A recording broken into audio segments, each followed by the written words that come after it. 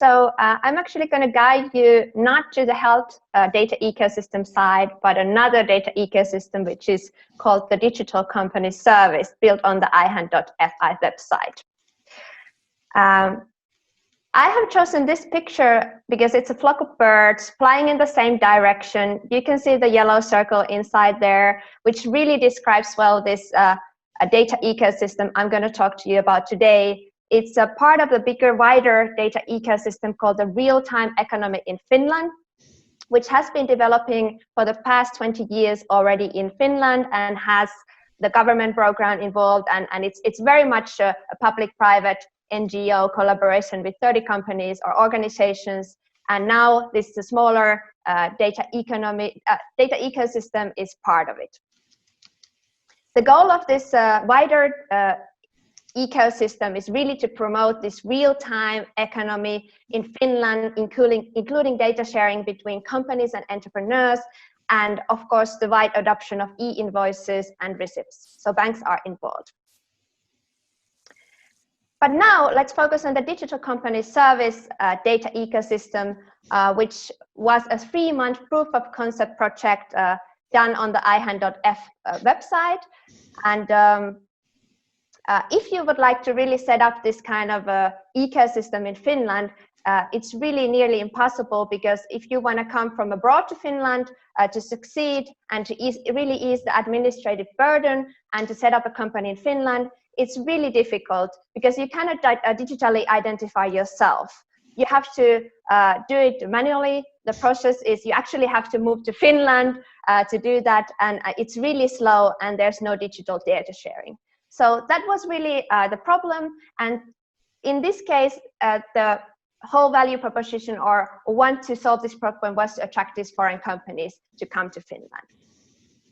And on the right-hand side, you can see which organizations were involved. There was these different roles for them. You can see them there. There were 4 public organizations involved and 2 private companies.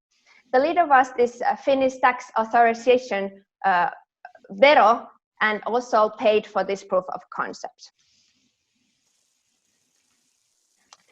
So the proof of concept really tests to establish this digital company and prove that we can really create this real-time economic infrastructure for the European company data using this open data economy standards and the IHAN.fi testbed.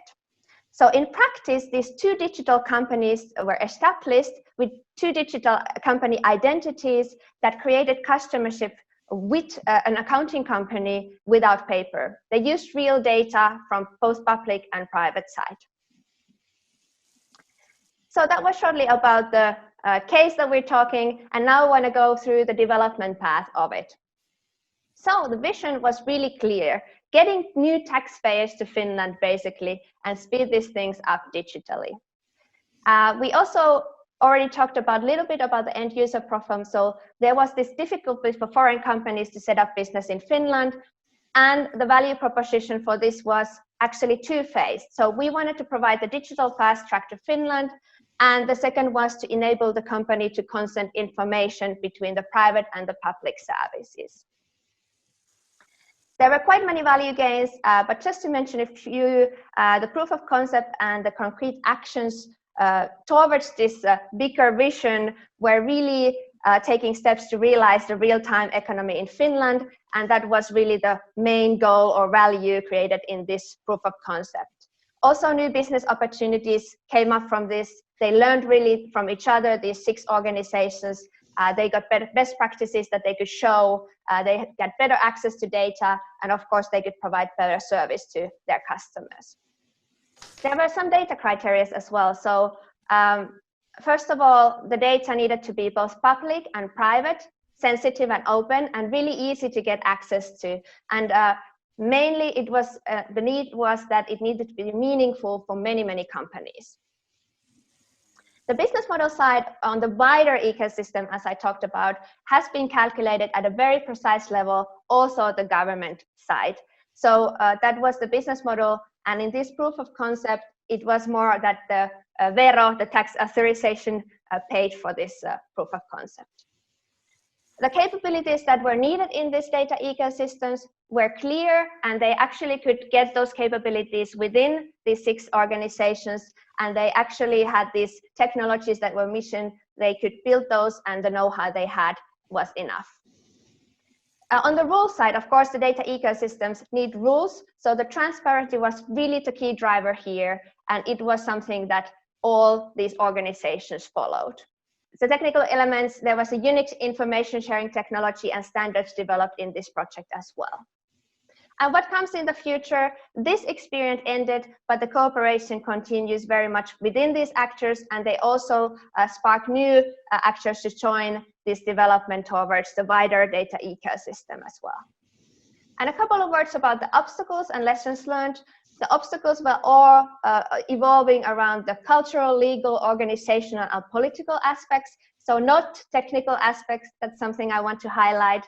And the first problem was really that it was no man's land, so to call. So when you want to do this systemic change, there's many organizations involved, but no one has the mandate or the drive really to take things further. So that can be an obstacle. There were also legal obstacles. So there's some legal issues how public entities can really share data to the private entities, and those need to be overcome as well.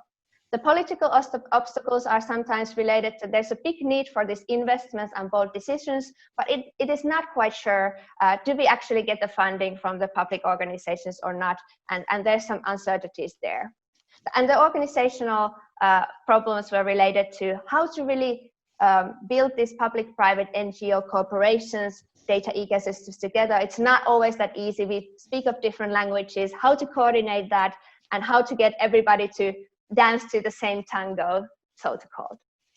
But there's a lot of lessons learned. So you need a strong leadership and mandate in order to do this, and this was driven by the public organizations. You need a right mindset, so really look ahead, far ahead, and don't aim for these short-term quick wins.